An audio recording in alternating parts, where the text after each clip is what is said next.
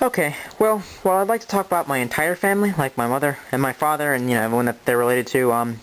It was hard enough digging up the pictures for just my father's side, so, well, my family history is a little limited. So bear with me. This is Carl, my great granddad. I gotta love his haircut, by the way. No, really, I mean, I actually like his haircut. I don't know, I mean, because it's weird, it's kind of different. So, here's a different one of him. This one's a little more toned down in the hair department, and here's my great-grand-uncle Emil, being great-grand-uncle, so he's Carl's brother, okay? Personally, well, the book that someone published in my family suggests that both these boys were German, but I did a little research a while back, and I have my own little theory that they were actually Prussian or Serbic, well, I could explain it, but then I'd have to reveal some stuff I really don't want to reveal. But I think that they only actually lived in Germany around the time, so, German, Polish, American, something like that. Anyway, well, around World War II, Emil got drafted to fight for the Germans in World War I, and this is him in uniform. Oh, his family looks happy, eh? I actually can't tell if this is World War I or World War II because I can't tell the difference between uniforms. You see, in World War II, he actually fled Nazi Germany. You see, he was drafted the first time. The second time the Second War came around, he fled from Nazi Germany and went to fight under the Polish army, although when the Russians finally moved in over Poland, they soon discovered that he had originally fought for the Germans in the First War, and they decided that it would be better to throw him in a Stalag camp. So, yeah. This is him in his old age, obviously after he was released. Big difference. I don't know, maybe I'm just drawing weird conclusions. Anyway, and this is his family, with him at his wife's funeral, over, sometime during the early 60s. Kind of makes me wonder what kind of relatives I have overseas, in Germany. I'd like to meet him one day. Thankfully, though, I'm not the descendant of Emil, and my great-grandfather was actually this guy, who met this woman. Her name is Sarah Gunther, and, well, they decided to get married. Cute couple, I think. Anyway, they moved to America, and they immediately got busy making kids. Now, I have met these two, the kids, not the forebears of those, but I really don't know too much about them, and, they're the other two wings of my family, anyway, but my granddad is this one, the one in the middle. Right in the middle, yeah. The really tiny, the short one.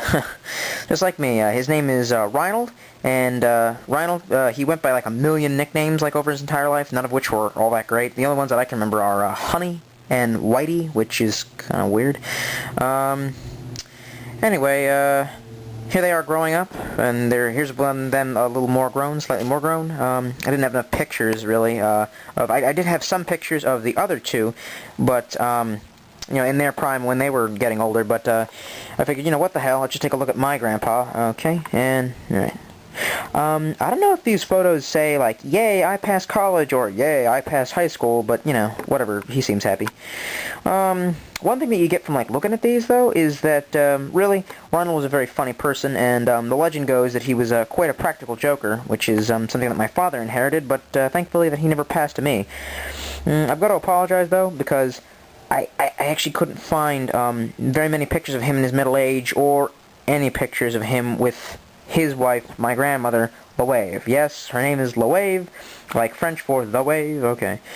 And, well, she's Dutch or Welsh or something, but I mean, okay, let's just move on to their offspring. This is a picture that was taken recently, and we jokingly call it the Four, the Famous Four, the Fantastic Four, the Fast Four. Basically, these are the kids that my grandparents had. From left to right, they are my Uncle Daniel, my father, David. The shortest there in the middle is my Aunt Carol, and the farthest to the right is my Aunt Karen. I think, yeah, the one with the glasses. I really can't say much about my Aunt Carol, mainly because I don't actually have any pictures of her. And, well, needless to say, she's the most normal of us all, which, that's worth skipping. No offense. My Uncle Danny, okay, he's a man who has been cursed since the day he was born, and suffers from, like, the worst luck imaginable, which is actually quite entertaining when you hear it, told in story form, especially by him. He's got a million stories. There's really no way to, like, prepare you for meeting him, other than to say, hey, Jim Varney? Yeah, the guy who did, Ernest, the Ernest movies, Ernest P. Worrell? Yeah. Something like that. Okay, this is my Aunt Karen. She's neat, but she's kind of weird. She recently met and married this guy, who's my new Uncle Tom. Yeah, I know, Uncle Tom. Nothing racial there, eh? And together they're sort of like a West Coast yuppie couple who, like, believe in alternative healing and organic food. They don't try and push their lifestyle on you, though, so, you know, I'm good with them. Their taste in music is weird, though. Alright, finally, there's my dad, who... Alright, well, this is a picture of him and his friend next to his piece of crap Beetle car. Yeah. I guess it's one of the only pictures I actually have of him in his youth. Okay, well, here's one of him dressed like a gangster in front of our fireplace, but this picture's like only 20-something years old, so... Yeah. Anyway, sometime in the 60s, he met up with this chick, who would later become my mom.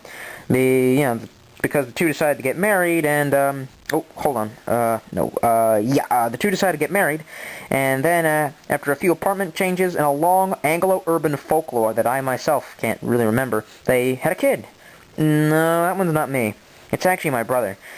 This is him on the couch, playing the Wii. Okay, I guess that's really not a very good transition. We're kind of like missing 2 decades here. Hold on. This is him at his 16th birthday. There he is with his middle school friends, David and Evan. Not that I can tell which is which. We always kind of just said their names together. That was the birthday that I learned that just because a sparkler isn't sparkling doesn't mean that it's not hot. God, that hurt. Anyway, 5 years later, after my brother was born, my family finally got a new boat. No, just kidding. They got a bigger boat. No, I got you again. They had me. And, there's my father's mother. Yeah, there he is. Which would make him my grandfather on my mother's side. What's the one we're actually going to visit now with his wife, who would be my grandmother on my mother's side, for Thanksgiving. And, there's my grandmother on my my father's mother, my grandfather on my grandmother on my, forget it. That's the wave. She looks happier with Steven, eh? That's my big brother standing next to her, which she's holding me, so, yeah. What else? Okay, well, I guess this is me modeling, my new school uniform when I was, like, 6. I went to public school for, like, up till 4th grade. No humility there, I guess. This is me at 8, when I had no teeth in my head. This is me at Halloween. This is a Halloween outfit that, this is, I guess, a little bit earlier when I was like 6, and it's a Ghostbusters uniform that my mother made for me. I could show you some pictures of myself that have been more recent, but I fear that this would ruin the mystery behind my appearance, which, you know, I work so hard to conceal.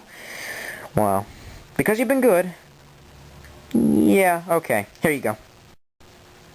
That was worth it, right?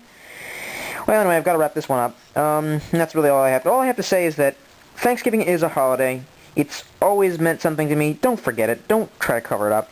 And it means something besides family. I mean, besides food.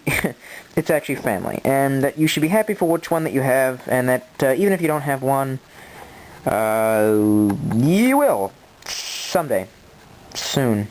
Maybe. Yeah, okay, well... Anyway, this is Tolstoy Kopgavsky saying, see you next week, and do try to survive Black Friday. Thank you.